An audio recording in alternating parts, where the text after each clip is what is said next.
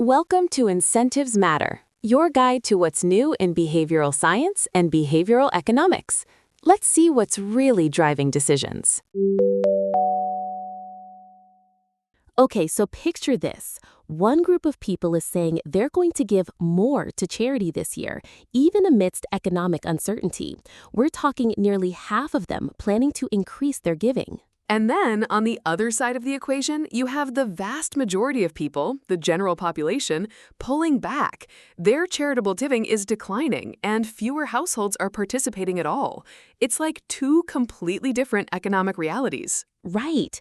It's this growing chasm, this giving gulf, as some researchers are calling it, and the numbers are just stark. They are. It really makes you wonder what's driving such a dramatic divergence in philanthropic behavior.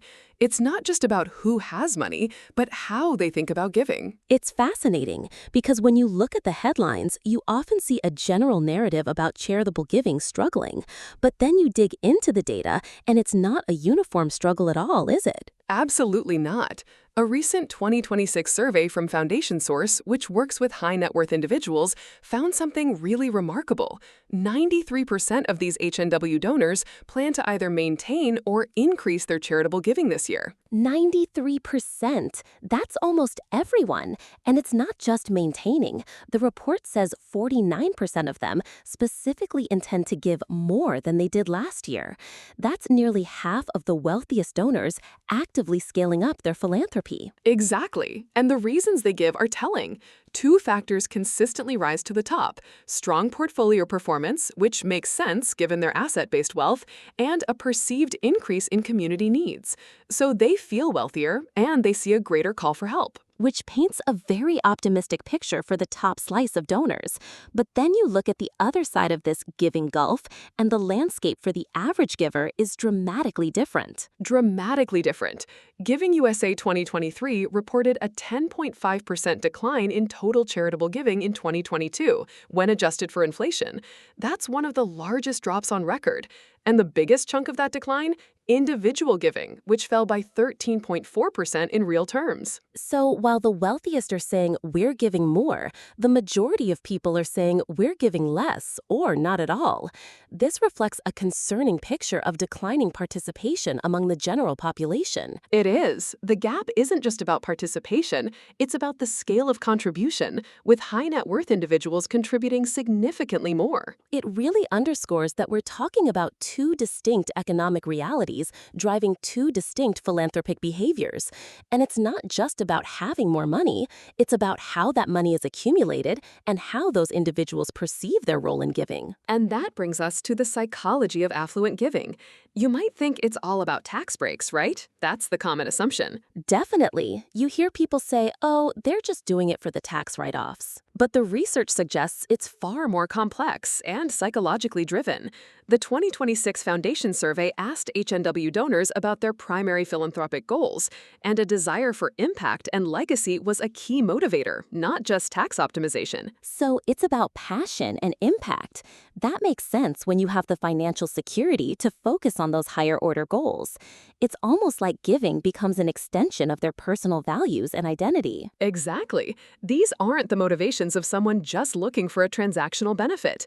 They reflect a long-term strategic mindset focused on building a legacy and genuine connection. So it's less about avoiding a tax bill this year and more about shaping the world according to their values, potentially for generations to come. That's a very different psychological driver than, say, deciding if you can afford an extra $20 donation this month after bills. Research reinforces this, finding that personal values are a strong motivator for affluent donors. When giving is tied to your core identity and beliefs, it becomes less of a discretionary expense and more of a fundamental commitment. It's insulated from the day-to-day market fluctuations or inflationary pressures that might force a wage-earning household to cut back. That's a great point. It makes giving sticky because it's woven into who they are, not just what they have at a given moment. Which further cements that idea of deep engagement. It's not just writing a check, it's investing themselves, their time, and their passion.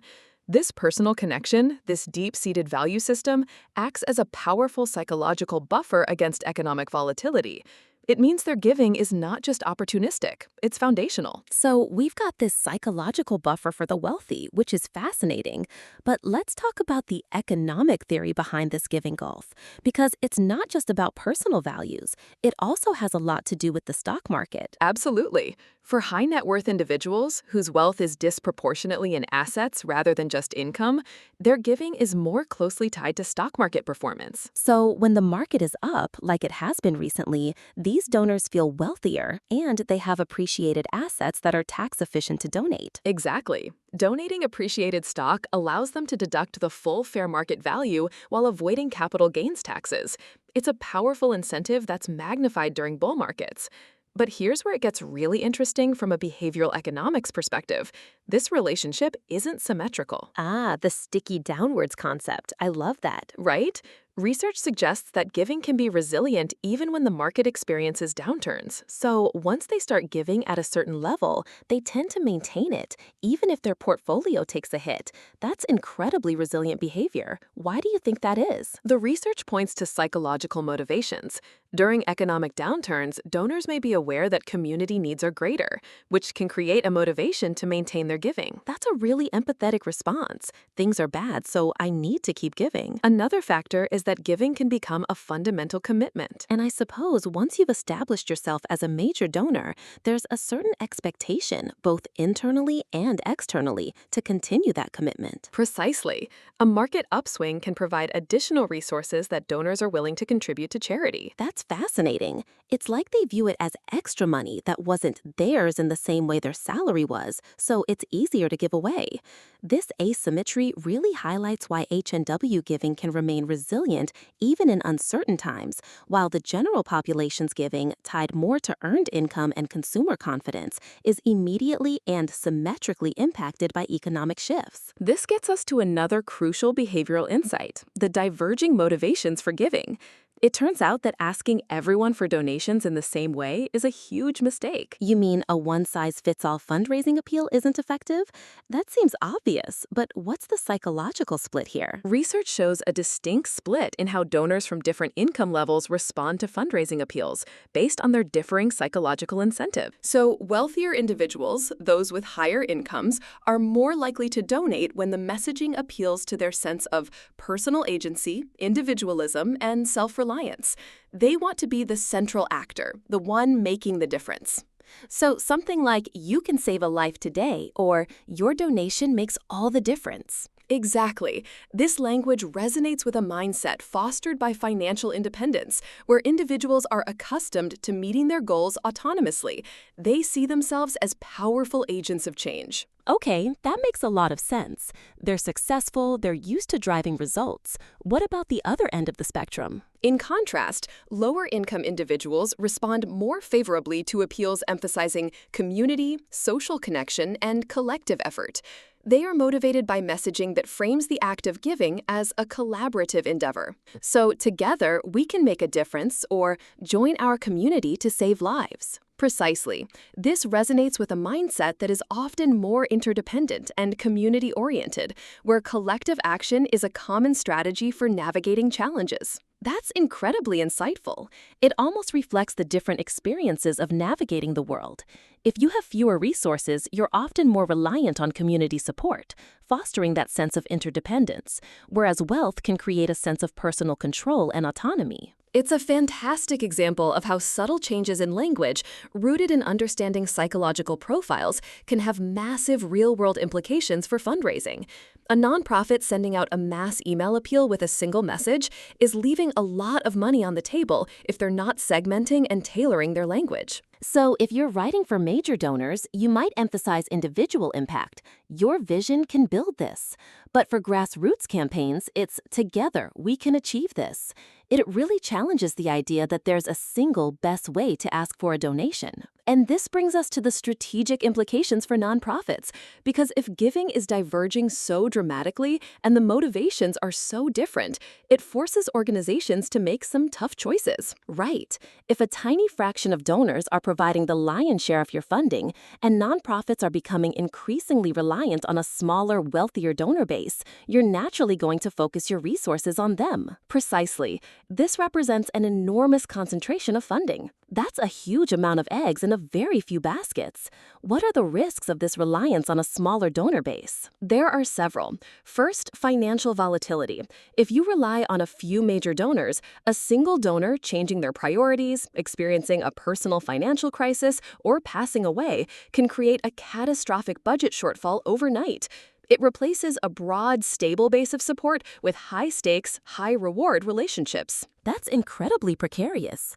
A nonprofit's entire year could be made or broken by a handful of phone calls. Exactly. Second, there's a risk that an organization might unconsciously or consciously start to tailor its programs and priorities to align with the interests of its major funders, rather than the core needs of its constituents. So the organization's mission could subtly shift away from its original purpose, chasing the money rather than the need. Which then leads to the third risk, loss of community engagement. If nonprofits focus disproportionately on the wealthy, they neglect cultivating smaller donors. This not only stunts the pipeline for future major donors, but also erodes invaluable broad-based community buy-in. When the community feels disconnected, the organization loses advocates, volunteers, and a sense of shared ownership. So they might gain a few big checks, but they lose the heart and soul of their grassroots support. And finally, nonprofit leaders often find themselves in the difficult position of managing these relationships carefully, trying to secure funding without compromising their organization's independence or strategic direction. It sounds like a constant tightrope walk, and it comes with a significant strategic cost of moving away from a diversified funding model. Absolutely, and it raises some profound questions for the future of the sector. What happens if the number of small donors continues to fall? Can a sector built on community support truly survive on the generosity of a wealthy few? What about the future? Will different values and approaches to philanthropy change the dynamics of H&W giving? We might see a shift there. Are there ways to re-engage the small dollar donor and help bridge this giving gulf? Are there ways to make small contributions feel as impactful and personally connected as major gifts currently do? It's a complex landscape, and it's clear that understanding these behavioral nuances and economic realities is going to be crucial for nonprofits navigating this evolving philanthropic environment. That's all for this episode of Incentives Matter. Thanks for listening. Choose wisely, or at least know why you didn't.